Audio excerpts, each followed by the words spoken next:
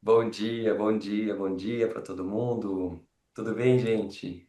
Bom A gente já está dia. com a sala recheada aqui. Vocês estão vendo um monte de carinhas, eu já vou conversar um pouquinho com cada um deles, tá? Mas só para vocês saberem que do lado de cá a gente já tem bastante gente discutindo, conversando, esquentando o dia, tomando um cafezinho juntos aqui. Carol, acabei de ver. Bom dia, Carol. Tudo bem? Dia, E vou Pedro. começar agradecendo eles aqui todos, tá? Vou fechar um pouquinho, só para fazer uma abertura um pouco oficial, depois a gente traz esse pessoal todo para discussão aqui. Mas é para vocês terem um gostinho das carinhas que vocês vão ver ao longo do dia aí e do nível de debate que vocês vão ter também. Deixa eu fechar aqui um pouquinho, só para eu fazer essa abertura. E eu geralmente não escrevo as aberturas, gente, mas hoje eu escrevi para ser curtinho, tá? Porque eu queria que a gente ocupasse o tempo do dia de hoje com debate mesmo, com conversa, e tem gente muito bacana para fazer isso com a gente. Então, bem-vindos aqui ao nosso evento, ao Aba do Boom ao Burnout. Bom dia para todo mundo. Eu sou o Pedro Conte, sou um dos fundadores aqui do Contínuo e estou na companhia de alguns bons amigos que vocês já viram aqui, outros que vocês verão ao longo do dia, para a gente debater um tema que tem a ver comigo por diferentes motivos. Por motivos pessoais, pelo impacto que esse tema tem na análise do comportamento enquanto ciência, pelo impacto que esse tema tem na formação de novos terapeutas, pela força disso tudo em limitar ou em alongar os campos da atuação dos analistas do comportamento, mas acima de tudo, pelos projetos, pelo tipo de mundo que a gente quer criar. Falar de aba aplicado ao autismo tem a ver com tanta coisa, não é mesmo? Atravessa tantas áreas da nossa sociedade.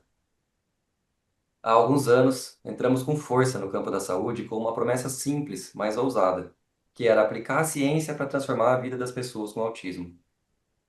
A ABA fez isso com sucesso e continua fazendo, não só para o público com autismo, mas para diversas outras áreas também. Mas especificamente para esse pedacinho, tem alguma coisa que está acontecendo, né? Essa prática que a gente aprendeu, que a gente valoriza tanto, que a gente ensina com tanto cuidado, ela está adoecendo. E foi para debater isso que o evento ABA do Boom ao Burnout foi pensado. Antes de começar, eu queria dizer para vocês que esse evento foi pensado no contexto da pós em análise do comportamento aplicado ao autismo, do Contínuo e da Dia de Lab. O Contínuo já tem mais de 10 anos atuando na formação de analistas do comportamento e a nossa pós em aba aplicada ao TEA está indo para a sétima turma. Nós somos jovens nessa área, mas a gente é bem dedicado. Esse evento todo foi concebido com o apoio e com a curadoria da Helena Melete, que vocês já viram aqui também, nossa coordenadora da pós, e também com o apoio da Dia de Lab para estruturar isso tudo e para divulgar essa proposta. A Dia é parceira nessa pós também. Vocês vão ver aqui muitos professores nossos, inclusive entre os palestrantes e os debatedores. Gente muito competente e com o coração no lugar certo. Gente com quem dá orgulho dividir essa jornada. No entanto, desde o começo, pensamos que esse não deveria ser um evento restrito ao cercadinho da nossa pós. Esse cenário todo é complexo demais para as pressões profissionais. Perdão, esse cenário é todo complexo demais e as pressões externas são enormes. Já de cara, pensamos que valia a pena chamar profissionais e amigos de outros centros para a conversa. Queríamos ser rede, queríamos ser ponte. E que satisfação foi convidar a Cássia, que vocês já viram aqui também agora há pouco, para uma palestra. Ouvi um sim como resposta super entusiasmado e uma contraproposta em nome do Instituto Par. A Cássia falou, vou resumir uma mensagem bem bonita que ela mandou pra gente. Ela falou o seguinte: cara, esse tema é muito importante. Esse movimento é muito necessário. A gente pode ajudar a promover essa conversa, a gente pode participar mais? E a gente, claro, né? Respondeu que sim, claro que sim. E nesse processo todo ganhamos um parceiro para o evento e uma nova oportunidade para estreitar os laços entre o Contínuo, a Díade e o Par. Não é a nossa primeira parceria, nem vai ser a última, mas que bom que a gente está conseguindo estreitar um pouquinho mais essa conversa. Cássia, você pode se juntar a nós, dar um oi para o pessoal.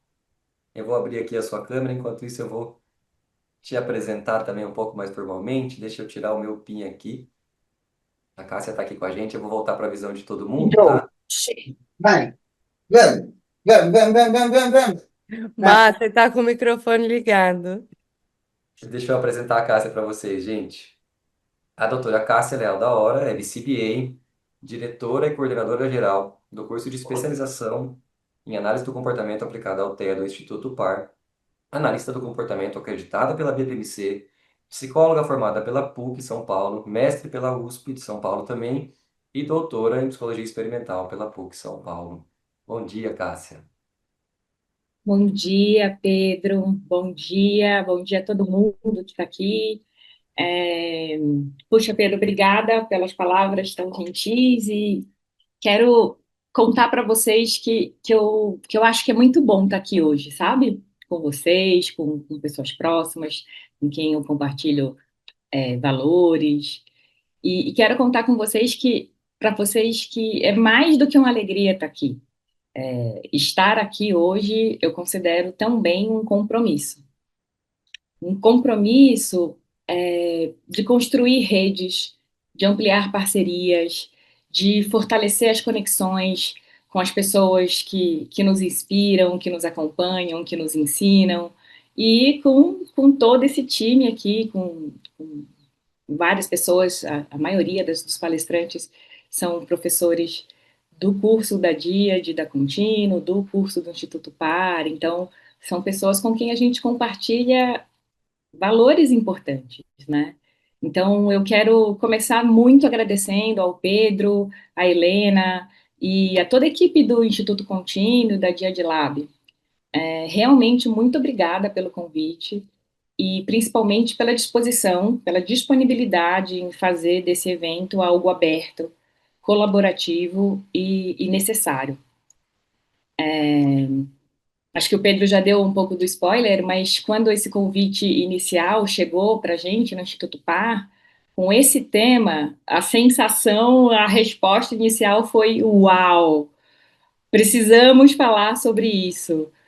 Precisamos falar sobre o cansaço que vai se acumulando, sobre a sensação de ver o sentido do nosso trabalho se perder, sobre o risco de dar, os riscos, né, de dar novas caras, novas roupagens para velhos problemas. A gente precisa falar sobre as práticas que a gente faz e que, às vezes, se afastam dos princípios que sustentam a nossa ciência. Então, eu penso que um evento como esse é para confirmar que, se a análise do comportamento se propõe a transformar vidas, faz todo sentido que a nossa atuação também esteja disposta a se transformar. Então, por isso também que surgiu não só a vontade de falar disso, mas de fazer verdadeiramente parte disso. Daí a contraproposta de uma construção coletiva. Então, agora eu faço um convite para vocês, um convite muito simples e direto, que a gente fortaleça essa rede de pessoas que se comprometem em cuidar não só um do outro, mas também do ambiente onde esse cuidado acontece. Eu acredito que isso envolve olhar com mais atenção para as condições de trabalho, para os vínculos institucionais, para os modelos de atuação e também para as escolhas que guiam, né, a nossa formação profissional. Então, estar aqui hoje, eu acredito que também é assumir um posicionamento de que o sofrimento não é um detalhe. Os sinais de esgotamento, eles não podem ser ignorados. E, e eu realmente acredito que ninguém precisa enfrentar isso sozinho. Então, eventos como esse vão construindo base de suporte, que é importante a gente se apropriar. Não dá para a gente ter compromisso com a ciência sem ter compromisso com as pessoas, né? Então, eu acredito que esse evento é uma chance de escuta, de troca, de abrir espaço para mais práticas que sejam mais sustentáveis, tanto para quem cuida, quanto para quem recebe esse cuidado. Então, eu também estou vendo esse evento especificamente como uma oportunidade muito linda da gente fortalecer laços entre essas três instituições que acreditam realmente nisso, sabe? Na importância de todos esses cuidados. Então, essas instituições são o Instituto Par, o Instituto Contínuo e a Dia de Lab.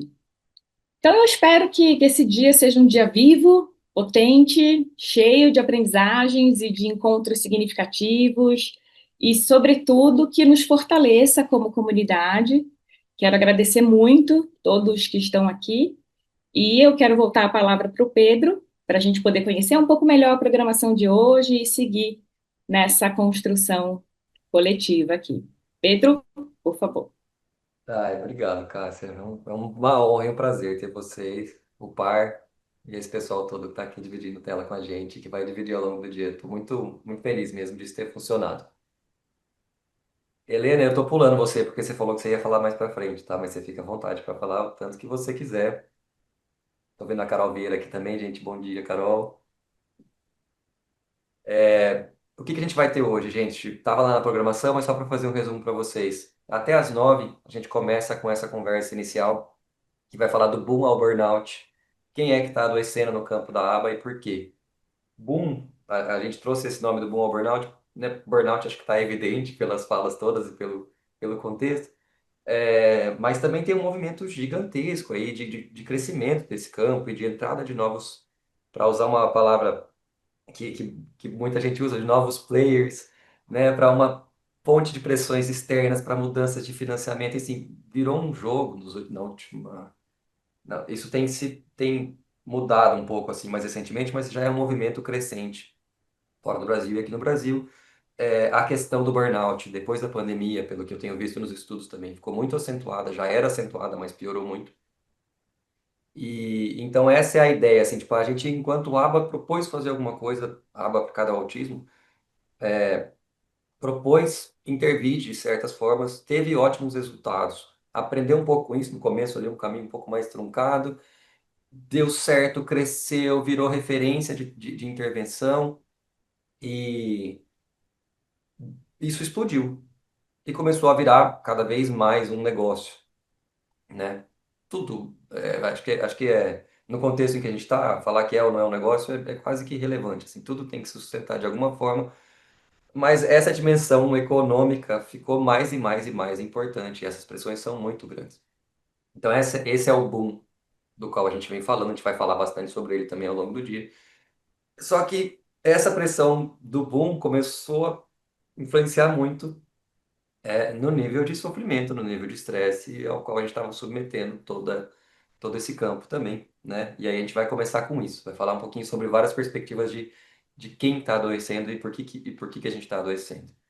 Às 9 a gente fala um pouco de a aba enquanto esse modelo que a gente conhece está morrendo, né? Um momento para a gente discutir um pouco o nosso modelo de serviço, o nosso modelo de prestação de serviço. Às 10h30 a gente começa a falar um pouquinho sobre a oitava dimensão, e a pergunta que a gente propôs aqui é: compaixão precisa ser especificada? Isso já não estava no pacote, né? Por que que a gente começou a ter que falar especificamente disso? A gente começou a pensar em criar uma nova dimensão para isso. Aí a gente para um pouquinho para almoçar, volta à 1 da tarde, vai falar sobre como estamos nos comunicando, conflitos, desgaste institucional e os desafios da comunicação nas equipes ABA. Eu acho que a gente pode até estender um pouquinho essa conversa para essa comunicação entre instituições, entre organizações. Carol, acho que vale a pena a gente pensar um pouco nisso também, como a gente pode se comunicar de forma a se aproximar mais, ao invés de se afastar mais, né? E aí das 2 às 4 a gente vai falar, né? Vai ter uma sessão que vai chamar da linha de frente à liderança. O que é que sustenta a progressão na carreira da prática clínica nesse mercado, nesse campo de atuação? Eu estou usando algumas palavras como sinônimos aqui, a gente pode ir desdobrando alguns termos ao longo do dia que talvez faça sentido também, que elas não são sinônimos necessariamente. Vou aproveitar para dar um oizinho para a gente que eu estou vendo no chat aqui e já vou apresentar nossos palestrantes. Hoje eu estou vendo o Rano, Vinícius, Rosineide, Nilvana, Luísa Pires. Oi, Luísa, bom dia. Florisvalda, Graziele, Gabriela Todescato, que foi nossa aluna aqui, Melissa Rosa. Bom dia, gente, bem-vindos. Vocês que estão aí no YouTube podem mandar perguntas, podem participar. A gente vai trazendo, eu vou fazer esse papel de mediar um pouquinho. E isso é quase tudo que eu vou falar hoje, a não ser apresentar as sessões, tá? Agora é com vocês. E para a nossa primeira conversa aqui, né, do boom ao burnout, quem está adoecendo no campo da aba e por quê? Vocês já estão vendo aí na tela a Elisane Souza, que é a mãe do Miguel, de 11 anos, e que há 7 anos realiza intervenção baseada em aba. Também é psicóloga clínica e coordenadora do projeto MARES, uma iniciativa dedicada ao atendimento e acompanhamento de pessoas em sofrimento psíquico extremo, com ênfase na prevenção e na pós-venção do suicídio. A gente está aqui com o Matheus Brasileiro, psicólogo com mestrado e doutorado em psicologia experimental pela PUC de São Paulo. Aliás, quanto dessa área a gente não deve à PUC de São Paulo, né? Acho que vale essa menção, sempre vejo isso bastante. E também um dos fundadores da nossa pós aqui, de análise de comportamento aplicado ao TEA. Esse projeto inicial é do Matheus e do Tiago Florencio. E o Matheus é um super parceiro. Hoje é a Helena, que está na coordenação da pós, o Matheus segue como professor. E a gente não deixa ele fugir sempre que a gente pode. E também a gente está aqui com a Marilu Cruz, BCBA, psicóloga com mestrado e doutorado pela UFPA. A graduação é pela UFPA também, né, Marilu? Se não me... Vocês me corrigem, mas se eu estiver falando alguma besteira. E com pós-doc pela Universidade de North Texas. Eu acho que a gente pode se organizar, podia a Elisane começar, eu acho, abrir, contar um pouquinho da experiência dela. E aí a gente vai nessa ordem, estou indo pela ordem. Marilu e Matheus, pode ser? Bom dia, Eu Elisane. acho que, Pedro, desculpa, só, eu acho que Matheus, e depois eu, porque eu conversei um pouquinho com o Matheus, eu acho que vai ficar encadeado melhor. Fechou. Eli, Matheus e Marilu. E aí a gente vai ter como debatedores, gente, a Cássia, que eu já apresentei para vocês, e a Mayra Seraceni, psicóloga especialista em análise aplicada do comportamento pela USP, mestre em distúrbios do desenvolvimento pela Universidade Mackenzie. Bom dia para todo mundo, oficialmente começamos, gente. Ele conta pra gente um pouquinho da sua história, um pouco do projeto, se você quiser também, e vou tentar pedir para vocês centrarem um pouco essa conversa nisso, assim, né? Como que isso tudo gera sofrimento na gente, e aí, do ponto de vista dos papéis que vocês ocupam nesse contexto todo. Bom dia. Legal. Bom dia. Primeiro agradeço o convite. Estou aqui, igual criança, de frente aos super-heróis, né? Encontro na rua, peço autógrafo para eles. E a pergunta ela é muito profunda, porque enquanto mãe, que é o lugar que eu ocupo dentro da análise do comportamento, eu percebo que todas as mães estão adoecidas. Eu estou adoecida.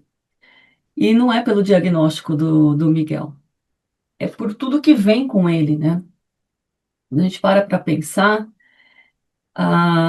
quando eu conheci a análise do comportamento, ela foi para mim um suspiro. Ela me deu o chão, aquele chão que o diagnóstico inicial tira. E através da análise eu consegui obter linguagem, eu consegui ter orientações, eu consegui compreender um pouco do universo que o Miguel ocupa e me reconectar com ele. E esse é o processo que a gente vem trabalhando ao longo dos anos. E de repente a gente se depara com uma situação onde o nosso dia a dia vira uma guerra. É guerra com convênio, é guerra com aquela pilha de papelada que a gente precisa fornecer todo mês, diagnósticos para provar o óbvio, né? Então, é como se todo mês eu precisasse comprovar que o meu filho ele merece cuidado, né? Ele é um ser no mundo que é passível de cuidado.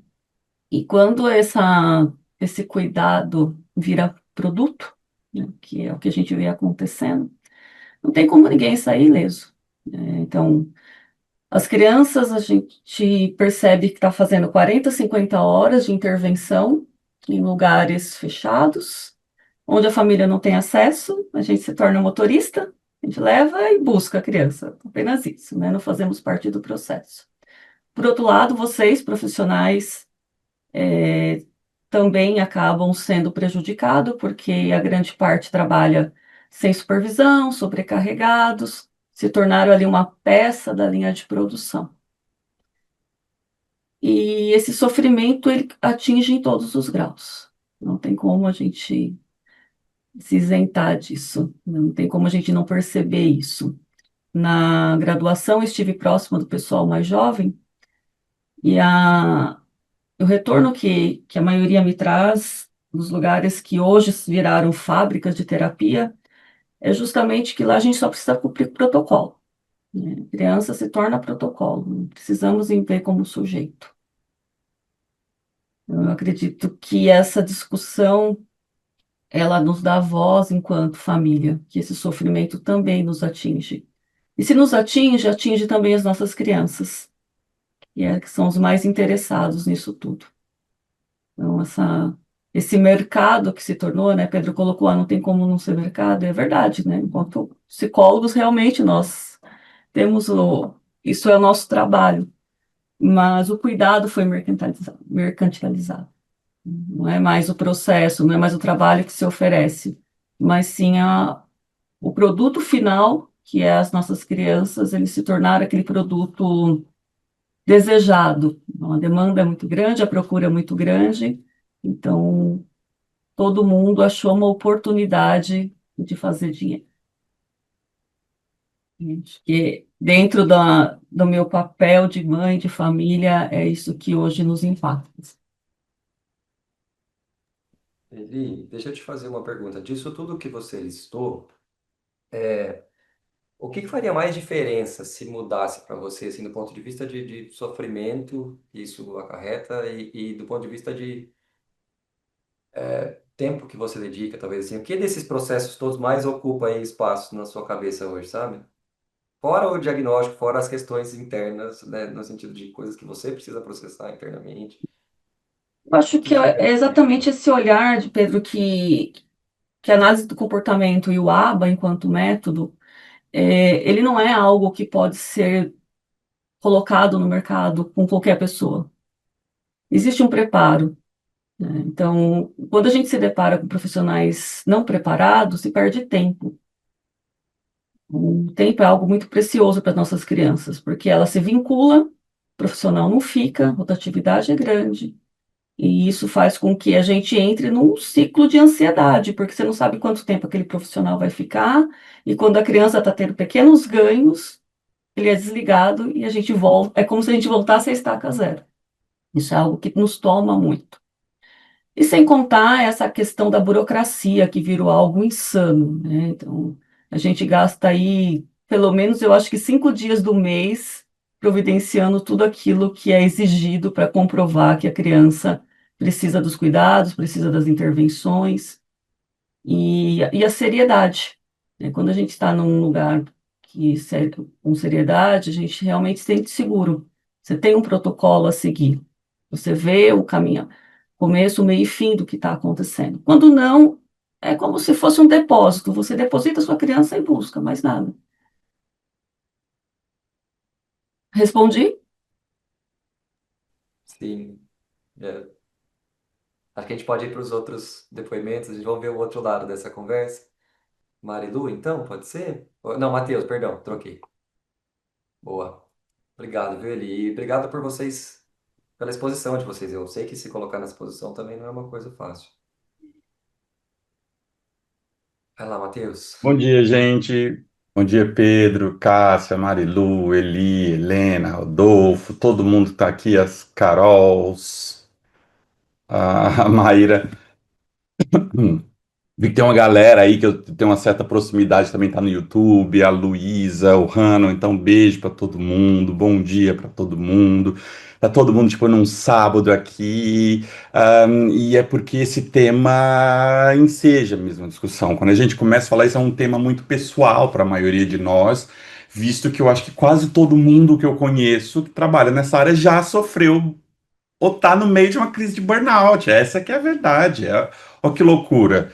Quando o Pedro me disse assim, quando o Pedro disse, o Matheus já fez super parte desse projeto, tá? Eu falei, Pedro, eu preciso dar uma afastada agora, porque eu preciso tirar o pé do acelerador, porque eu tô me vendo chegando perto, então eu tô me afastando de vários projetos agora, desculpa, tá? O projeto que eu adoro, o projeto da Contínuo, da pós em aba da Contínuo e tudo que ela envolve. Mas veja por que que eu tive que me afastar de um projeto que eu carreguei ali como um bebê por tanto tempo, porque eu precisava parar, porque eu estava vendo que eu estava chegando em 2 anos na minha segunda crise, meu segundo episódio de burnout em tantos tempos, assim.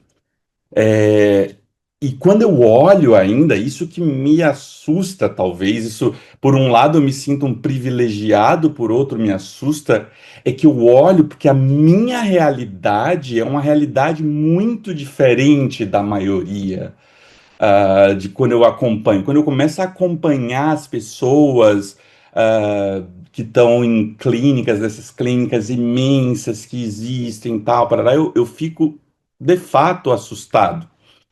Ah, quando eu falar assim, tipo, vou falar só de mim, tá, Cássia? Eu não vou botar você na jogada, não, porque a gente vai se entregando. Mas é aquela história, quando eu cheguei só tinha mato. É quando eu cheguei aqui só tinha mato. Então, assim, eu estudava análise do comportamento na graduação e eu comecei a me aproximar da análise do comportamento aplicada a pessoas com autismo, porque eu era apaixonado pela análise do comportamento e era a forma mais concreta que eu tinha enquanto eu não tivesse entrado no mestrado, que eu não tivesse terminado minha graduação, de me aproximar da análise do comportamento, de estar vivendo, respirando análise do comportamento. E aí eu comecei a trabalhar aqui como aplicador em Teresina, tal, pá. Depois vi ali o surgimento da primeira especialização. Eu acho que foi, não, uma das primeiras, acho que eu estou sendo descuidado, mas uma das primeiras especializações. Participei ali de especialização no tempo do paradigma, agora do Instituto PAR e tudo, tal. Era uma época que a gente ainda estava brigando para alguém saber o que era a aba, sabe? A gente estava no meio de uma construção. Por um lado, era algo estressante, de tipo, nossa, estamos fazendo um negócio aqui super sério e tal, parará. Mas era nossa construção, isso parecia que estava dentro ali da nossa comunidade, que a gente podia dizer o que era aba, como se fazia aba, a gente discutia,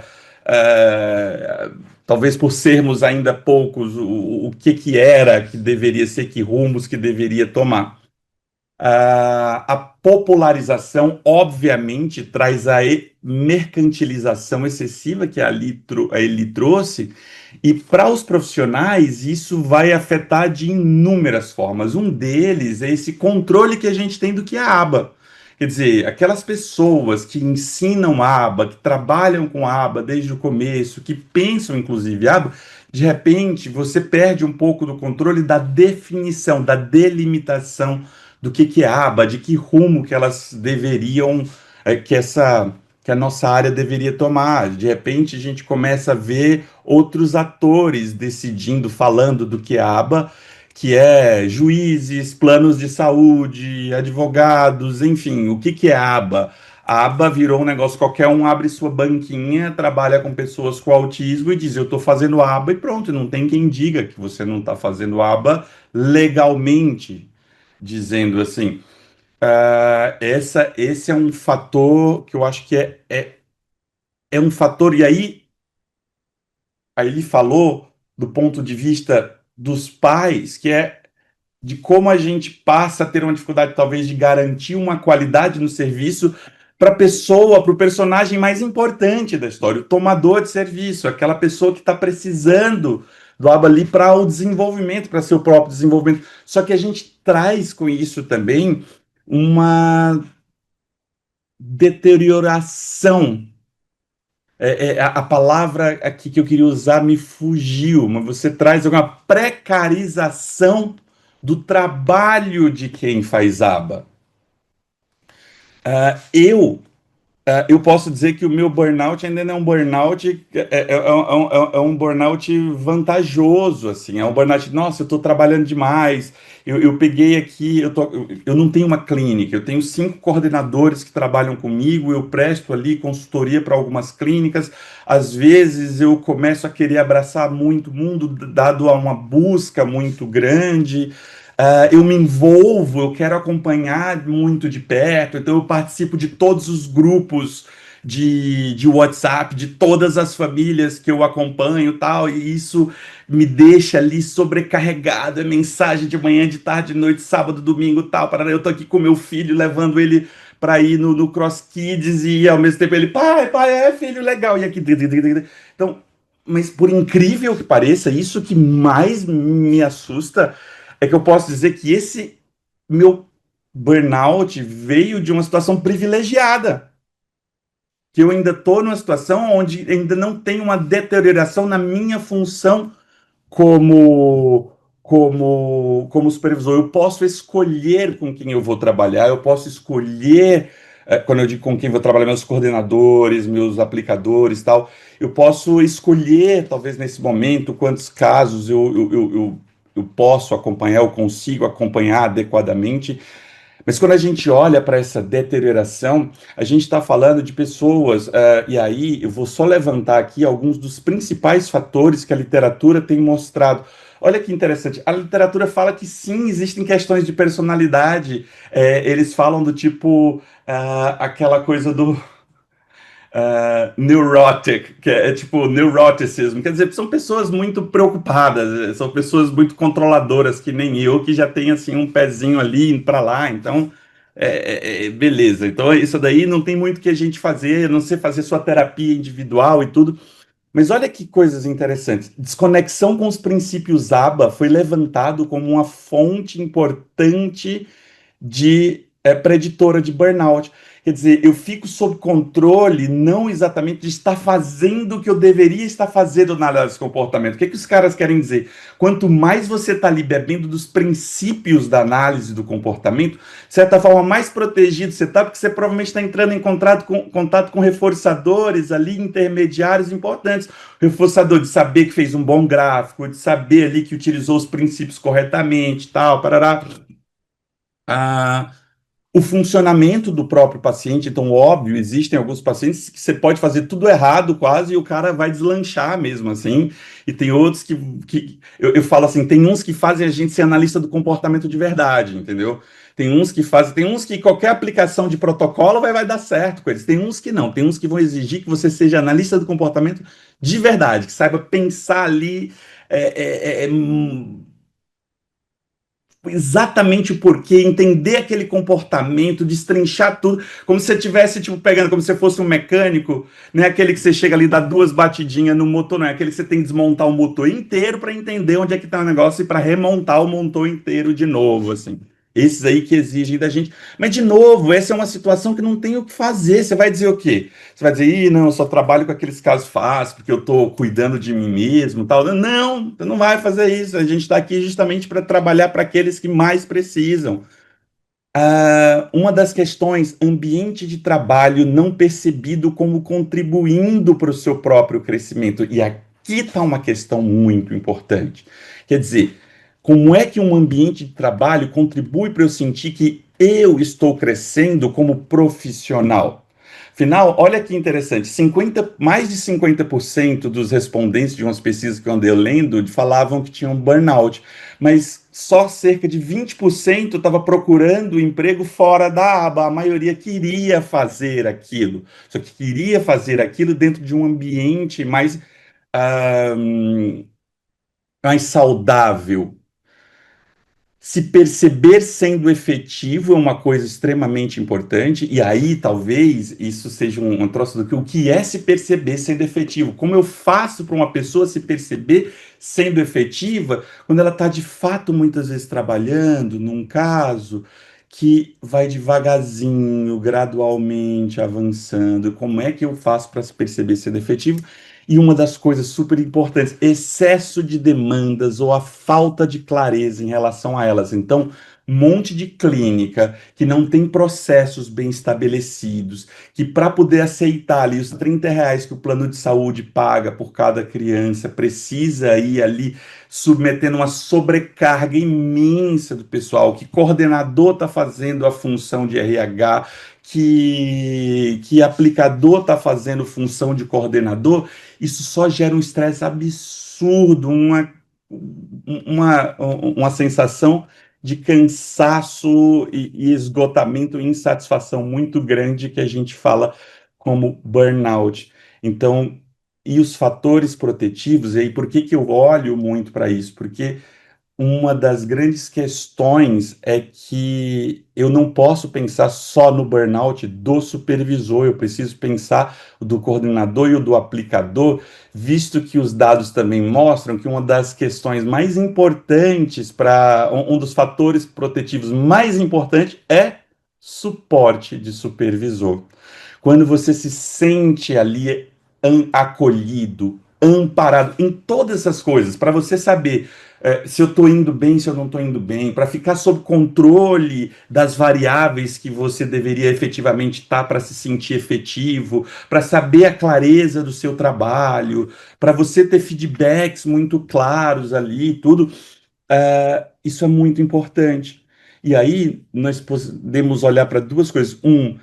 Primeiro, quem tem supervisor, que tipo de supervisor está tendo, e dois, o tanto de pessoas que tem trabalhando sem supervisão e o quanto que isso é um fator de incidência de burnout. Eu poderia falar ainda muito mais, eu poderia dizer que hoje em dia afeta, para mim, me afeta muito o isolamento que eu sinto. Uma coisa era quando eu estava aí em São Paulo, que eu estava o tempo todo, qualquer cervejinha que a gente tomava, a gente estava ali com um parceiro, um brother, discutindo ali junto. Aqui, eu tenho pessoas com quem eu trabalho, mas digamos que eu perdi um pouco essa referência e por isso estar aqui para mim é tão importante, faz tanto sentido. E, gente, eu não vou deixar passar as redes sociais, o fator tóxico das redes sociais, de como às vezes a aba tem sido divulgada, que é do tipo, você está fazendo isso? Eu não acredito. Você sabia o tanto que você é ruim, então? Então, quando você divulga desse jeito, você simplesmente está o tempo todo. O quanto as minhas coordenadoras dizem que eu acompanho instituição tal. Meu Deus, como eu me sinto uma profissional de. Pronto, falei aqui, fiz quase um desabafo, já estou me sentindo até mais tranquila. Eu posso passar a vez agora, Pedro. Minha sessão de terapia da semana. Eu vou aproveitar a sessão de terapia de Matheus para dizer a minha. Quando ele trouxe rede social, faz assim, né? Vocês, enquanto profissionais, né? E a gente, enquanto família, o quanto você está errando por não estar fazendo essa intervenção. E aí a gente vai comprando os pacotes e a gente vai se sobrecarregando de coisas para fazer e sobrecarregando as crianças. E aí a gente entra nos grupos de WhatsApp. Então aí você vê aquelas milhares de coisas que todo mundo está fazendo, mas você não está. Ah, você também é uma mãe de pi.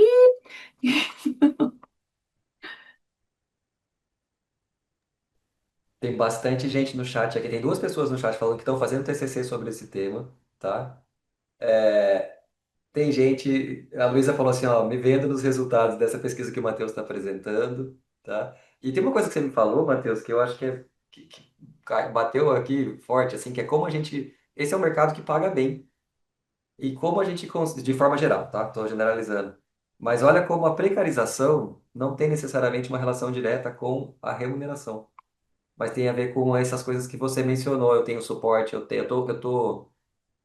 está alinhado aos meus valores, eu consigo ver os efeitos do meu trabalho e tal. Eu acho que isso é um ponto difícil de desdobrar, é um nozinho difícil aí, sabe? Marilu, sua vez, por favor. Agora eu que vou para a minha sessão de terapia. Gente, bom dia, obrigada pelo convite. Esse é um tema absurdamente importante na minha vida. É algo pelo qual eu tenho lutado ativamente, dentro da minha prática, na minha comunidade. Então, eu fico muito feliz em poder contribuir e buscar soluções junto com vocês, né? Para mim, falar sobre burnout está atrelado a falar sobre ética e sobre justiça social.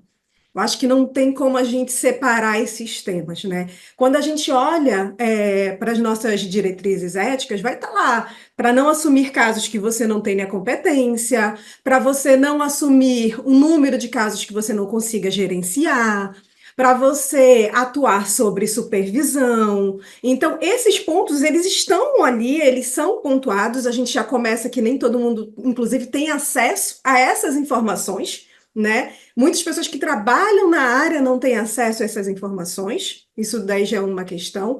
Às vezes tem a questão, né, de ética, parece uma coisa tão distante, eu digo, gente, ética é dia a dia. Ética é todo dia. Eu consegui fazer a revisão dos dados do meu cliente, eu consegui analisar os gráficos, eu consigo saber se os programas de ensino estão adequados. Se eu não estou conseguindo fazer isso, eu já estou ali tendo uma questão ética. Então, ética é algo que eu faço todos os dias na forma como eu estou atuando, né? E a gente olhar para essa questão do burnout vai passar por essa questão ética. Eu estou atuando de modo ético? E aí vai entrar junto com a questão de justiça social. Por quê? Quantas vezes eu recebi, por exemplo, pessoas para fazer supervisão que estavam dentro de cenários, e aí entra essa estrutura, que era uma estrutura que você olhava, como é que eu consigo fazer com que esse indivíduo consiga sair daí, né? Vamos construir repertório para que ele consiga ir para um ambiente saudável, para que ele consiga estar num local onde ele possa atuar de modo responsável, porque às vezes a estrutura que está envolvendo ali é algo adoecedor. Exemplo, né?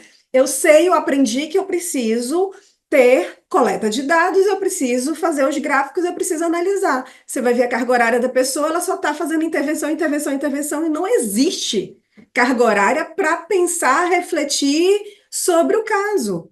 E aquela estrutura, às vezes, vai ter algo maior, né? Que às vezes são as estruturas de vida, quando vocês falam das várias camadas, eu penso muito em quem está aqui como técnico comportamental. Muitas vezes essa pessoa que é quem estará diretamente ali com o cliente no dia a dia é quem mais está sofrendo. É quem mais está ali, eu digo, ele sabe do que a criança, do que precisa, do adolescente, do adulto, e muitas vezes ele se sente ali preso numa estrutura que ele não consegue agir, né? E aí você vai adoecendo nesse sistema. Então, tem uma estrutura que a gente precisa começar a ver, e às vezes você não tem alternativa na vida, gente. Hoje eu tenho uma situação muito privilegiada, assim como o Matheus. Eu consigo decidir com quem eu vou trabalhar, eu consigo decidir quais são meus valores. Quando eu decido o tamanho da Iluminar, que não vai ser esse, desculpa, mas não vai ser esse depósito nunca, jamais, a gente vai ter qualidade no nosso atendimento, eu tomei uma decisão de ganhar uma quantidade de dinheiro muito menor. A minha decisão tem a ver com ética, tem a ver com os meus valores, tem a ver com quem eu quero, para as vidas que são confiadas ao nosso trabalho, a mim. São vidas. Quando ele fala, eu entendo a tua dor ele de perto, tá? São vidas que são confiadas, não é um produto, não é um colar. A gente está falando da vida de uma família. E isso envolve uma seriedade na forma como eu atuo, em estar buscando conhecimento o tempo inteiro, buscar supervisão e atuar. E aí a gente tem uma estrutura aqui que a gente precisa pensar. A gente socialmente, por exemplo, tem todas as possibilidades. Como é para as mulheres que estão trabalhando nessa área? É igual aos homens? Não, gente, não é. Não é. Tá? Então, como é para as pessoas que estão atuando? Questão de diferença social mesmo. Gente, eu já vi situação, eu lembro de uma situação em que eu vivi que, assim, que foge, assim, até aqueles pontinhos, né, fora. A pessoa que gerenciava a clínica queria que todo mundo chegasse para trabalhar maquiada e de salto. Aí eu disse, peraí, deixa eu entender aqui o cenário. E isso era uma questão que estava adoecendo a equipe. Por quê? Porque a pessoa tinha que pegar ônibus, acordava às 5 horas da manhã, para pegar um ônibus lotado, chegar no trabalho suado, ter que fazer uma maquiagem, um salto alto. E aí você fica, onde estão nossos valores, gente? O que é prioridade? O que importa? O que é relevante? O que eu estou exigindo da minha equipe? Para quê? Por quê? Né? Para o bem de quem? Eu amo essa pergunta ética. Para o bem de quem? Eu dou um exemplo bem esdrúxulo, assim, gente, mas isso era uma realidade de um local grande, tá? E aí gerava, parecia uma coisa assim, que não tinha nada a ver, mas gerava toda uma questão para essas pessoas. Vocês já trabalharam de salto com criança? Vocês já foram técnico comportamental? Eu fui, tá? Eu passei por todas as etapas, eu passei por todas as cadeias. Eu trabalho descalça, tá? Vamos lá, pega a menina, joga para cima, dá uma corrida. Então, a gente precisa, eu imagino essa cena, infelizmente. E aí a gente precisa estar olhando, gente, para a estrutura social das possibilidades. Eu digo, tem muita gente boa querendo, e aí, inclusive, fica, né? Querendo ter acesso a cursos e informações, a ter especializações, a ter acesso, e a gente precisa pensar em toda essa estrutura, desde as qualidades dos cursos que estão sendo oferecidos, né? Então, qual é a qualidade? É acessível? Esse é outro ponto que a gente tem que pensar. E aí eu volto para a justiça social. tem um curso incrível, impossível de ser acessível para as pessoas, com valores exorbitantes. E aí vai gerando uma questão, uma estrutura ali já dessa questão dos valores do mercado, desde a formação, né? E aí a gente sabe que é uma formação cara, gente. Um livro custa quase R$ 2.000. Vocês já tentaram comprar o Cooper? Né? Então, a gente sabe que tem ali toda uma estrutura social que está envolvido, que é o preço dos livros, que é o acesso aos cursos, que é como eu vejo todas as camadas, são todas bem remuneradas, a gente fala bem remunerada todas, né? Acesso ao conhecimento, acesso à possibilidade, eu digo que a gente voltou a trabalhar no básico. Então, eu já tive que explicar que 10 minutos entre uma sessão e outra é importante para que a minha equipe possa ir no banheiro e beber água. Eu lutei por isso, tá, gente? Porque eu não sei vocês, eu já tive infecção urinária por falta de água. Inclusive, minha água tá aqui do lado, tem que lembrar de beber. Mas, sério, a gente voltou ao básico de poder comer, beber água, ir no banheiro. Vocês perceberam ter uma noite de sono, trabalhar por menos de 14, 16 horas, porque tem gente que vai, né, 12, 14. Então, o que tem acontecido nessa estrutura toda? Qual o tempo? Aí entra a questão, a importância, o quê? A gente precisa de diretrizes. A gente precisa de diretrizes em todos os sentidos. Por exemplo, na Iluminar a gente tem, o cliente chega, tem um código de conduta. E aí eu precisei escrever no código de conduta que a gente se trata com respeito, carinho e amor. Tá escrito, tá, gente? Eu defini o que era amor. Vamos lá, amor são ações, Bell Hooks, vamos aqui. O que é amor? E eu dei exemplos de amor. Quando o meu cliente chega, a primeira coisa que ele vai entender é isso, a gente vai conversar sobre como a gente vai se comportar com ele, como a gente espera que ele se comporte com a gente, como a gente vai se comportar com o filho, com a filha dele. Neste momento, a gente estabelece. Foi escrito. Por que foi escrito? Porque, como dizia o Jesus na UNT, as regras do jogo precisam estar claras. A gente precisa de clareza, consistência e coerência. Então, as regras do jogo são quais? A gente se trata com respeito. O que significa isso? Vamos aqui. E aí, a gente tem supervisão. Como é que funciona a supervisão? Todo mundo tem supervisão. Como é que funciona? Com que frequência? Em que horários? Quais são os horários que eu estou vendo na minha equipe? Como é que eu estou indo para assistir junto com o cliente? Eu estou naquela supervisão que eu não saio da minha sala, né? Então, a gente precisa entender que existe uma estrutura social de que muitas pessoas elas estão realmente fazendo o melhor que elas podem e muitas vezes elas não têm outros campos para atuar. Eu já vi pessoas que, na cidade em que elas estavam, já tinha se estabelecido aquele formato, né, de atendimento meio depósito, e aí a pessoa ficava, vou para onde? Eu trabalho onde? Eu trabalho com quem? Né? E aí, essa formação da gente entender que algumas pessoas elas estão ali porque elas não têm para onde ir mesmo, tá? E elas estão, e a gente precisa saber, por exemplo, eu poder dizer, eu não vou trabalhar com fulano, vou trabalhar com ciclano, é sim um privilégio hoje, mas eu já vivi um outro contexto, eu venho de uma outra realidade, eu sei o que é essa outra realidade, eu sei o que é precisar pagar a conta de água, luz, telefone, eu sei. Tá? Então, ali você tá. O que é que eu posso fazer de melhor dentro dessa realidade, dentro desse contexto, sendo ética, sendo responsável, trabalhando com excelência? Só de pensar, gente, nesse pouco que eu falei para vocês, se repara como já dá um cansaço? Né? Já dá Ai, meu Deus. E aí eu vou falar aqui rapidamente sobre coisas que eu acho que para mim foram muito importantes para sair desse cenário, tá? Uma é terapia. A gente falou das sessões de terapia, mas aqui a minha terapeuta analista do comportamento maravilhosa, que teve um papel essencial na minha vida. Toda a minha equipe basicamente faz terapia, tá? Mari, é caro. Gente, tem, na minha, pelo menos assim, eu sei que não sempre, mas tem atendimento com preço popular, tem universidades que fazem atendimento, a gente tem um papel só com possibilidade de atendimento com vários valores. Contínuo tem, inclusive, tá? Olha, gostei, ó, tá vendo? Então já busquem, tá? Terapia faz sim muita diferença.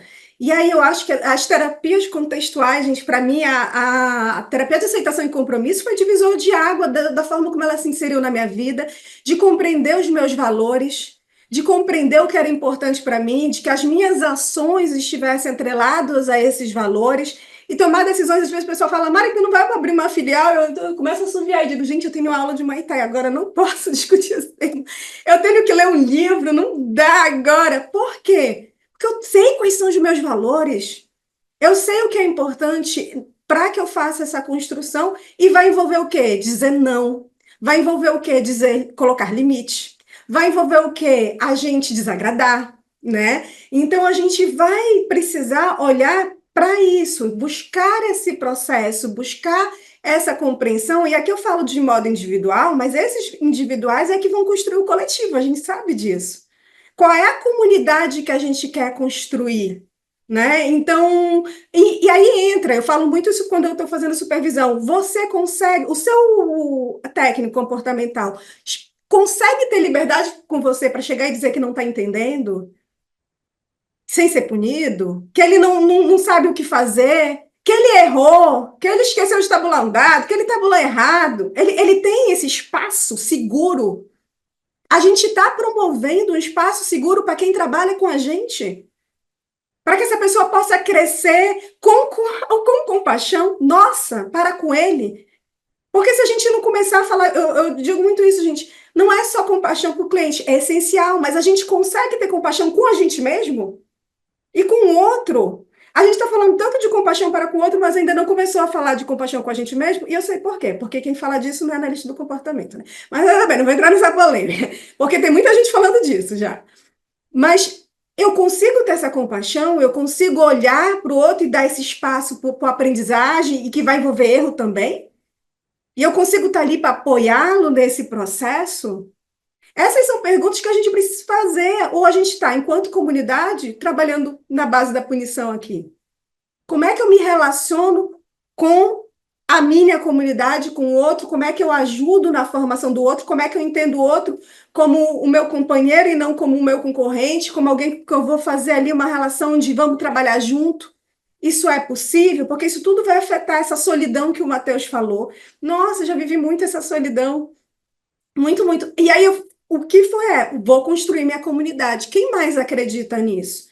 Quem mais tem esses valores? Vamos, bora se unir, bora trabalhar junto, bora fazer algo, bora criar, bora ter ações para construir um ambiente onde tenha isso, mas vai envolver, gente, muito, e às vezes a gente olhar para essa base mesmo da nossa vida. Quando eu volto para você estar conseguindo ter uma noite de sono, você está conseguindo se alimentar, você está conseguindo beber água, é porque, na maioria das vezes, quando eu pego uma pessoa com burnout, ela não está conseguindo esse base.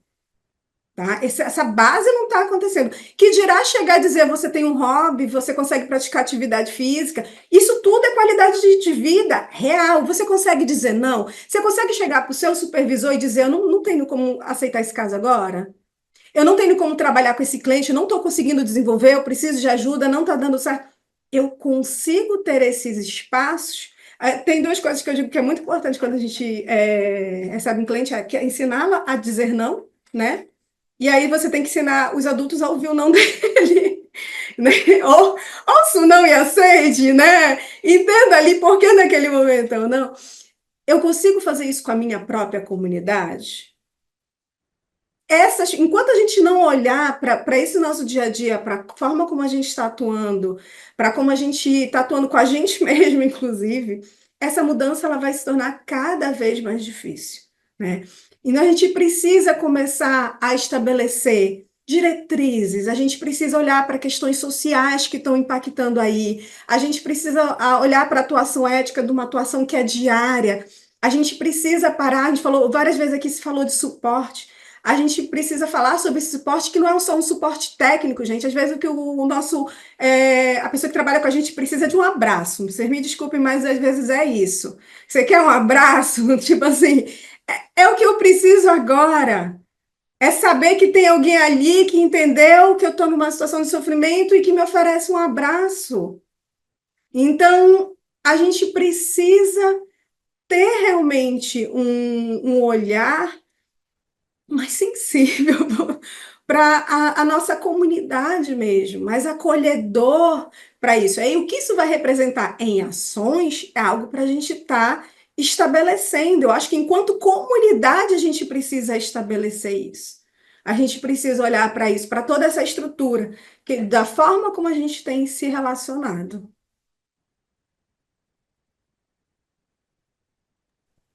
Eu vou aproveitar para fazer uma provocaçãozinha. A Eli falou que ela gasta, eu fiquei chocada, eu não sabia disso, Eli, 5 dias no mês para fazer o rule lá dos relatórios, nota fiscal, não sei o que, de todo mundo que você contrata para terapia do Miguel. O Matheus e a Marilu falaram muito das habilidades que a gente precisa como profissional para viver nesse mercado que a gente está inserido hoje, né? Marilu falou de colocar limites e dizer não. Eu não sei vocês, gente, mas alguém treinou vocês para dizer não para cometer crimes na faculdade? Porque isso deveria ter sido treinado. Porque todo dia eu recebo um convite para cometer um crime diferente. Eu tô falando sério. É todo dia, mais de uma vez por dia, é, com tendo que revisar quais são as minhas características identitárias e quais são os meus valores pessoais para eu não vou falar nem que é para sobreviver, tá, gente? Porque é tanta como que eu posso dizer? É tanto assédio que a gente vive diariamente de múltiplos lados, não só por essas questões de fraude, é tanto assédio que é, realmente, gente, nosso self passa por uma mudança intensa, assim, tipo, a gente muda a identidade, muda quem a gente é, muda como a gente se comunica, muda o que é importante pra gente, né? E isso vai adoecendo. Eu burnoutei porque eu não sabia quem eu era mais na área. Não é exatamente assim, eu acho que por só a falta de habilidades, mas a falta de habilidades me fez me perder, sabe? E eu acho que tem muito isso. Você fala da terapia, Marilu, eu acho que tem uma questão que é a maior parte das pessoas que estão trabalhando nessa área não passou dos 23 anos de idade, dos 24. E a gente está fazendo eles terem que sobreviver a assédios constantes, a formação de uma identidade num contexto que eles estão acabando de entrar na vida profissional, né? Ou os pais, as crianças entrando num novo ou num desafio muito grande dessa jornada do transtorno do desenvolvimento, né? Então, acho que é isso. Quem mais aqui não está passando por esse convite constante de cometer crimes diariamente, né? Helena, te ouvindo, sim, eu tenho esse convite basicamente todos os dias, tá? Eu fico assustada, já ouvi coisa do tipo, nossa, mas vocês não fazem isso porque eu já fui em 5 clínicas e todos fazem. Eu digo, oi, isso é crime. Gente, como assim todos fazem? É chocante mesmo, tá? Eu acho que isso é algo que precisa começar a ser dito, as fraudes, que são realmente algo absurdas. E te ouvindo sobre isso deles estarem começando, eu vejo que tem muito supervisor, tem muito dono de clínico que não quer dar supervisão, que acha que o profissional ele tem que chegar pronto, ele tem que saber porque eu não vou investir no outro. Gente, eu sou uma professora. Tá? Eu tô aqui para ensinar, eu tô aqui para ensinar a minha equipe, eu quero mais que eles aprendam. Ah, mas eles vão trabalhar em outros lugares depois, eu espero que eles façam um trabalho lindo, e quando olhem para ele dizer, passa pela Marilu, né? Então eu quero ter orgulho das pessoas que trabalham comigo, eu quero formar pessoas, eu quero que essas pessoas estejam indo para o mundo, eu quero que essas pessoas estejam fazendo um trabalho cada vez melhor, porque eu vejo que eu estou multiplicando. Na medida, o papel e a importância de um supervisor é absurda, porque quantos clientes serão atendidos pelas pessoas que eu estou ensinando, que eu estou supervisionando depois? Gente, nem casamento a gente dura para sempre, que gerar relações profissionais, a pessoa, eu quero desenvolver, de repente, depois ir para outro lugar e mudar de país. Amor, faça. Mas enquanto você estiver aqui, eu vou te ensinar a ter uma atuação de excelência, sim, é minha responsabilidade, sim, e a gente tem que tomar total responsabilidade, inclusive tem um artigo maravilhoso sobre isso, tá? Então, a gente tem sim que tomar total responsabilidade pela atuação das pessoas que estão com a gente. Quem atua dentro da Iluminando em Rede, está sob a minha supervisão, todo mundo. E eu preciso me preocupar sobre como essas pessoas estão fazendo o trabalho, desde o nível mais técnico até soft skills, e eu preciso pensar sobre isso também. Vou escrever aqui no bate-papo. Mas take full responsibility, e aí tem mais alguma coisa no nome do artigo. Então, sim, nós somos responsáveis e a gente precisa começar a se enxergar nesse papel de alguém que está ali para ensinar, sabe? Para ensinar o psicólogo, para ensinar, inclusive, a dizer não para fraude, né? Não, a gente teve que criar uma linha de comunicação, assim, um banco de mensagem mesmo para assédios, né? Então, é complexo, gente. E não só isso, né? Essa documentação. Analista do comportamento já é um bichinho que gosta de dados, de registro, de. Só que a necessidade de documentação que foi implementada na prática para o controle nosso como profissional, isso é insano! Isso é insano o quanto de documentação que gera esse tipo de intervenção, a preocupação que a gente tem que ter com. eh, esse controle de dados, e o que eu vejo é que as equipes mal sabem discriminar aquilo que de fato é importante controlar, aquilo que de fato não é importante controlar, sabe? O que é importante você ensinar ali qualitativamente e acompanhando por amostragem, o que não, né? Por medida indireta, enfim, seja lá o que for. É um tipo de registro com 47 programas na semana, com. Gente, é bizarro, assim. Eu vou E aproveitar para aí, fazer aqui uma call for action aqui, bem rápida da comunidade aqui, porque a gente está falando, e eu acho que isso ficou muito claro na fala da Marilu, já que ela trouxe os conceitos da ACT, está falando que uma prática baseada em determinados valores é uma prática, não só uma prática que eu acho que salvaguarda um pouco a gente, mas é uma prática mais efetiva, eficaz, mais cuidadosa. E aí eu fico pensando que contingências a gente está gerando agora como comunidade para que a gente tenha mais e mais pessoas trabalhando assim. Quer dizer, a gente fala em trabalhar com compaixão, nós somos uma comunidade compassiva, a gente fala em trabalhar focado na criança. Eu vou nos congressos, eu já não estou falando só de análise de comportamento, mas do congresso de autismo, e tudo que eu vejo é glamour, glamour, glamour. Eu não vejo nenhum foco na criança. Eu vejo um monte de fala na criança, mas o que eu vejo é um negócio glamuroso pra caramba, em que a gente não está pensando em de fato construir valores. Então, que tipo de comunidade a gente precisa construir para que a gente esteja aí fortalecendo esses valores e fortalecendo a ação baseada nesses valores? e aí voltando a- ao questionamento da Elaine, da Marilu, sobre vocês precisam todos os dias negar um crime, né? E nós, enquanto famílias, primeira coisa, receber o diagnóstico de TEA, faça um curso investigativo. Porque aí você vai precisar comprovar que a clínica que você quer levar a tua criança, ela não está fraudulenta, né? Então aí você é obrigado a passar por 20 clínicas da sua região para provar para o sistema que aquelas clínicas elas estão inaptas porque elas não trabalham de acordo às regras. É. Aproveitando para puxar a Má e a Cássia para a discussão, eu tenho certeza que vocês têm contato com essa galera que está entrando muito na jornada profissional, né? Seja como coordenadora da pós, no par, ou seja como dona, gestora de clínica, né? E eu tenho certeza que para muitas de vocês a sua identidade como analista do comportamento também foi se construindo enquanto você estava ajudando os outros a construir a identidade deles como analista do comportamento, né?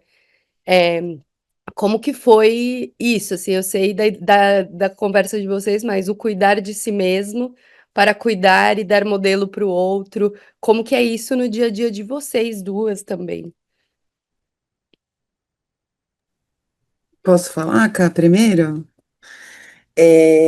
Primeiro, eu queria dizer que eu estou me sentindo muito privilegiada de estar aqui. Eu já ia acompanhar o evento e foi um prazer poder receber o convite de estar aqui discutindo com vocês. Eu tenho como base o Instituto PAR, né? O Instituto PAR é que que foi quem me acolheu quando eu comecei. Eu estava junto com o Rodolfo e foi uma experiência incrível. Eu me senti muito privilegiada pela minha história dentro da análise do comportamento de ter, né, o par junto nesse processo de crescimento. E eu sou dona da ABC, né, Intervenção Comportamental. A gente fica aqui na Zona Leste de São Paulo. E falar sobre boom e burnout é incrível. Acho que é um processo essencial, assim. O ano passado eu tive 2 burnouts, 2 episódios de burnout.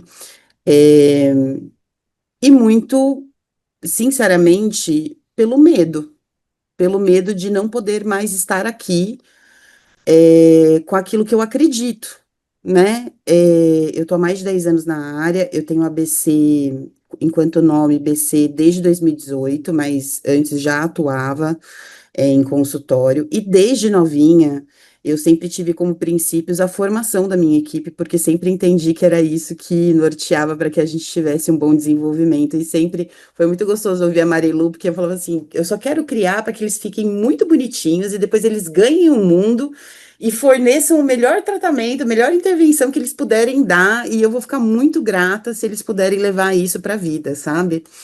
Então, eu sempre tive essa base de formação, e a ABC, graças à terapia também, a terapia foi um carro-chefe na minha vida aí há mais de 10 anos, me ajudou muito a trabalhar com as questões da ACT, questões da FAP, da terapia focada em compaixão, para que eu pudesse levar isso para minha equipe. Então, eu me sinto privilegiada por todo o histórico que eu tive para poder favorecer isso para minha equipe. E eu vejo que a minha equipe é muito privilegiada no sentido de todas as oportunidades que eles têm de desenvolvimento. Eu tento estar o tempo inteiro muito próxima a eles para poder criar essa relação de vínculo e compaixão realmente na prática e trazer para eles que estamos num processo de crescimento e desenvolvimento. Da mesma forma que eles aprendem com a gente aprende muito com eles. Então, todo dia, a cada vivência, eu aprendo muito com eles, do que é saber flexibilizar comportamento para as diferentes necessidades que a gente encontra nesse contexto clínico, né?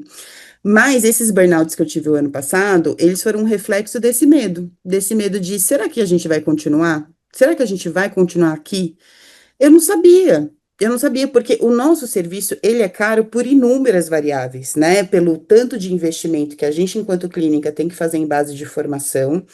É, o nosso serviço, ele não se restringe à hora que a gente está ali com o paciente, ele é muito mais do que isso. A gente tem a hora de análise de dados, a gente tem a hora de supervisão clínica, a gente tem a hora de orientação parental, a gente tem a hora de treinamento da nossa equipe que vai estar ali, a gente tem a hora de visita, enfim, são inúmeras variáveis que vão controlar para você, de fato, prestar um serviço de qualidade.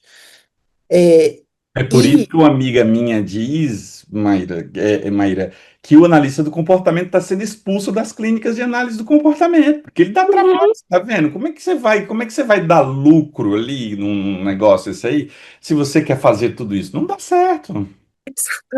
exatamente, Má. É muito difícil, é muito difícil. E é uma rotina diária que você tem que, inclusive, isso eu, enquanto base, enquanto gestora, é, que eu tento trazer para a minha equipe é não só eu, enquanto gestão e a minha coordenação, ter empatia com a minha equipe, mas a minha equipe ter empatia com a minha gestão. Porque é todo dia um grande desafio. E se eu não tiver o acolhimento deles, fica muito difícil para que eu consiga ter energia diariamente para prestar um serviço de qualidade, em que eu olhe para todas as variáveis que sejam essenciais para que eles consigam prestar um serviço de qualidade. Então, é muito angustiante tudo isso que a gente vive, né? Eu sentei com a Helena essa semana para conversar, ela falou assim, mas o que você acha que vai fazer com que a gente continue aqui, né? Falei, amiga, eu acredito muito em qualidade de serviço. Para mim é a base da base do arroz com feijão que a gente precisa. E assim, quando eu estou falando de qualidade, não é só a hora que eu estou ali com a minha criança, mas a qualidade da minha prestação de serviço enquanto instituição, né? Com as pessoas com os meus prestadores de serviço que estão ali comigo. Então, o que foi, Mar, que você falou? Mexeu um Mexi no gato. lugar. É verdade, é isso, entende? E aí, assim, eu vou ser muito sincera que esse ano tem sido um pouco melhor porque a gente está mais no movimento de rede. Então, assim, ter a Helena como parceira, ter pessoas que fazem parte dessa construção como parceiras para a gente sentar, para a gente trocar, para a gente ter uma escuta, para a gente ter um acolhimento, para a gente dividir as nossas aflições, são muito importantes. Pessoas com compromisso genuíno, né? Porque o que a gente vê muita coisa por aí, mas essas pessoas a gente nem entra em contato, né? A gente já se afasta. Mas o que a gente precisa é mobilizar as pessoas que ficam sob controle dessas pessoas que não estão agindo de forma genuína para que elas se questionem e levantem ali a bandeira de falar assim, cara, você não pode trabalhar desse jeito. Isso aqui não é ético, entendeu? E aí levantar esses questionamentos, porque eles precisam de posicionamento. Não dá para a gente simplesmente fechar os olhos e deixar a coisa acontecer. É que a gente fica muito cansado. Eu falei para Helena. Helena falou assim: mas o que que você está achando de todo esse movimento? Eu falei assim: Helena, eu tô cansada. Eu escolho as minhas batalhas. Entendeu? Eu escolho as batalhas que fazem sentido dentro do meu núcleo. Eu sei que isso é injusto, eu sei que eu poderia ter uma posição mais ativa, eu sei que eu poderia falar muito mais, mas eu tô cansada e eu tenho que escolher as batalhas que eu vou de fato conseguir nutrir, né? Então, o que eu traria aqui de outras contribuições que eu acho que são relevantes é a compaixão, ser compassivo, ela é uma necessidade para a gente primeiro, né? E isso a gente não aprende na faculdade. O quanto que é importante a gente ser compassivo com a gente para que a gente possa ser compassivo com o outro. Não dá para a gente entender que a gente consegue de fato ser compassivo com o outro se a gente não souber ser compassivo com a gente. É claro que é mais fácil essa coisa da doação que a gente tem com o outro e a gente ter essa postura compassiva com o outro, mas de fato, levar essa postura compassiva com a gente é que vai garantir a gente ser genuína com a gente e saber os nossos limites e de aprender a dizer o não, de saber até onde a gente de fato consegue ir, né? Acho que seria isso. Nossa, perfeito, perfeito, Maíra. Vocês sabem que eu estou aqui processando e não sei nem por onde começar, dada a quantidade de demandas que nessas falas aqui eu ouço, e eu ouço descrições muito compatíveis com o que está acontecendo, e, ao mesmo tempo, descrições que não são recentes. Eu estou nessa área há muito tempo. Eu comecei nessa área, por acaso, em 2001. E eu vi muita coisa acontecendo. E eu vi muita mudança. E eu sou uma pessoa que costuma enxergar o copo meio cheio. É uma escolha, é um dos meus valores. É uma escolha ativa, enxergar o copo meio cheio sem ser ingênua. Tentando não ser ingênua.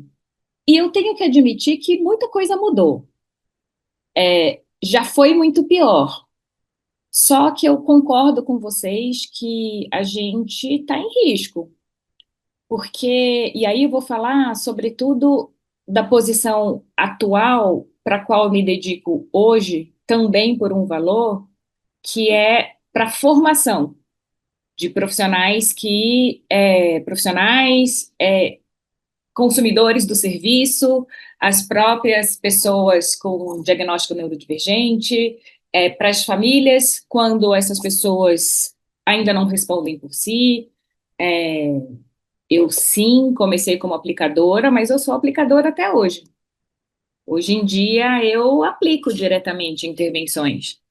E, embora eu ainda esteja nessa posição, porque eu não acho que eu consiga me desvencilhar dela, para continuar respondendo ao valor do que eu acredito como serviço de qualidade, eu também me dedico muito a tentar criar contingências para melhorar o que eu também acredito, Maíra, pelo menos é o que eu sei até agora, e talvez o que eu saiba mais fazer, por ter me dedicado mais, que é promover a formação.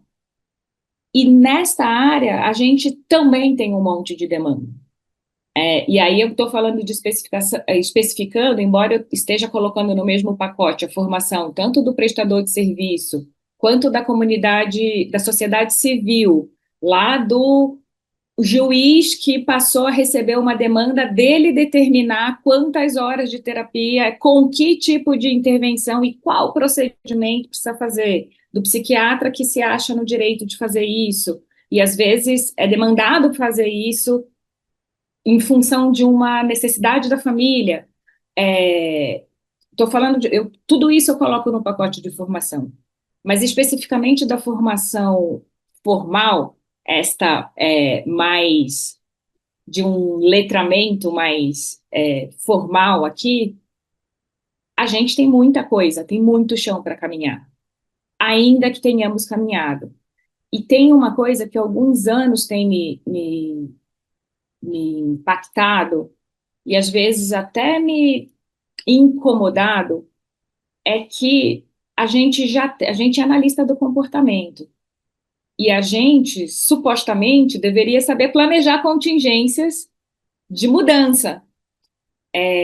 Mas são tantos atravessamentos, são tantas macrovariáveis, sobretudo do ponto de vista de valores sociais, econômicos e financeiros, que mesmo você fazendo um exercício ativo de se manter fiel aos seus valores pessoais e epistemológicos na ciência que você acredita, é muito difícil não entrar em desamparo, porque parece que você não tem força de modificar isso neste estágio, sabe? Parece que a gente atingiu o ponto de não retorno.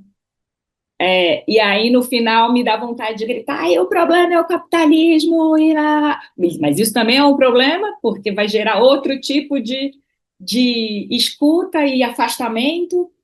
Então, eu creio que a gente já tem muita evidência, muito dado do que está errado. E eu vejo os nossos esforços do que precisa mudar, não necessariamente errado, porque se está aqui é porque foi selecionado, certo? Se está aqui é seleção. Mas se a gente quer produzir outros efeitos culturais que estejam mais de acordo com o bem comum, certo? São outras práticas. E aí, acho que o Matheus conseguiu descrever ali grande parte do que eu venho pensando há alguns anos, que beleza, várias das nossas ações são muito bem intencionadas, então vamos desvincular do passado, vamos dizer que é diferente, vamos chamar de não sei o quê, vamos acrescentar tal coisa. E eu vejo um esforço em relação a isso, mas eu vejo um esforço menor em relação a criar contingência, planejar condições que, de fato, promovam o atrelamento aos valores, o atrelamento, a contextualização do que a gente faz, seja aos valores pessoais, aos valores da nossa ciência. E aí, na posição, principalmente da Cássia, aqui, muito preocupada com formação, eu, pessoalmente, sinto uma responsabilidade muito grande, porque eu me vejo diariamente quando eu recebo, especialmente no início do curso, novos alunos, eu me reconheço há 10 anos atrás. Eu vejo a pessoa valorizando coisas que eu aprendi a valorizar, que eu achei que era isso, que era trabalhar loucamente, que era fazer reunião no hospital com soro na veia, e achando que aquilo era ser comprometido, valorizado, passar a noite acordada. Eu fazia tudo isso. E foi só um processo de muito autoconhecimento para produzir autogerenciamento que me fez ver, depois de também burnoutar, há alguns anos atrás, tive que sair de uma posição super importante, que era meu sonho de vida, porque não estava dando conta, adoeci literalmente de piripaque, entrei no hospital com protocolo de potencial AVC, com 39 anos. Não, está muito errado. Então, o que eu gostaria muito que a gente estivesse dirigindo esforços para além de descrever e denunciar o que está errado, para criar contingência eficaz de mudança. Aqui a gente está carente de esforço, porque eu sim preciso ser modelo, sobretudo numa posição de professora, numa posição de professora, de supervisora, mas também de aplicadora. Como é que a gente vai cuidar se eu não me cuido? E aí chega para o familiar e fala, olha, precisa de terapia, viu? Mas aí falta terapia porque teve uma reunião urgente, não conseguiu encaixar urgente, aí teve que colocar no horário da onde? Da terapia. Então, acho que uma parte do meu convite será que a gente, e não estou querendo colocar mais demanda, mas será que talvez em rede, em conjunto, a gente não consiga distribuir os nossos valores, os nossos esforços e pesar um pouco mais na balança em fazer, além de descrever o que está errado, de fazer diferente? Hoje em dia, a intervenção que eu penso para pessoas neurodivergentes, ela estou sendo muito simplista, tá, gente? Mas basicamente para produzir autoconhecimento para essas pessoas e autogerenciamento. Elas precisam ser donas das vidas delas, o tanto quanto isso for possível, para serem ativas no processo de mudança de qualidade de vida, de melhora da qualidade de vida, e para escolher como ela quer ser. Isso não depende de mim, a especialista. Eu acho que a nossa área precisa disso também. Focar em ações que promovam o autoconhecimento e autogerenciamento, para não cair nas armadilhas de tudo isso que a monetização do campo atrai a gente. Não é de todo errado, não tem só efeitos negativos, mas essa monetização do campo ela é muito sedutora. As pessoas acham que vão ficar ricas. Quer dizer, tem gente que fica, né? É que eu não sei como.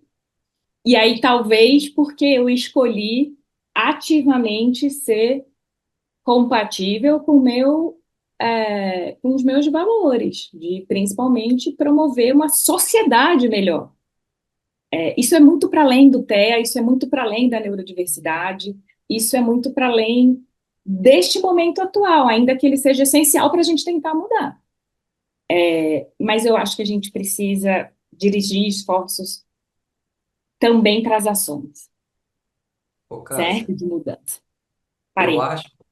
Não, eu tô pensando se você falou assim, eu tô vendo o cuidado que você tá tomando de falar assim, cara, a gente tem que promover isso, mas sem querer colocar mais uma coisa nas costas de todo mundo, né?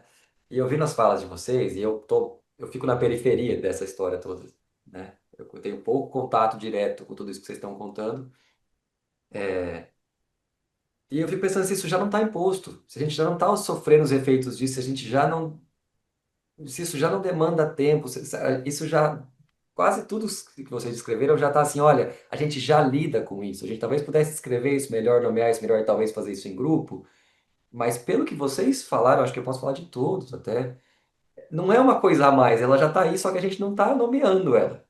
A gente está nomeando ela como um burnout, tipo assim, a gente está nomeando os efeitos disso, sabe? Assim, eu não sei se isso, eu entendo que, poxa, é mais uma reunião agora para discutir ações concretas para isso, mas assim, parece que isso já está ocupando um espaço na vida de quem trabalha com isso de alguma forma. E talvez se a gente pudesse organizar isso, já que vai ocupar espaço mesmo, ele ocupasse mesmo, ou ele seria isso tudo seria processado de uma forma mais menos aversiva, ser mais tranquila. Eu estou tentando evitar, porque eu acho que não vai ser tranquilo. Acho que isso também já tá dado aí.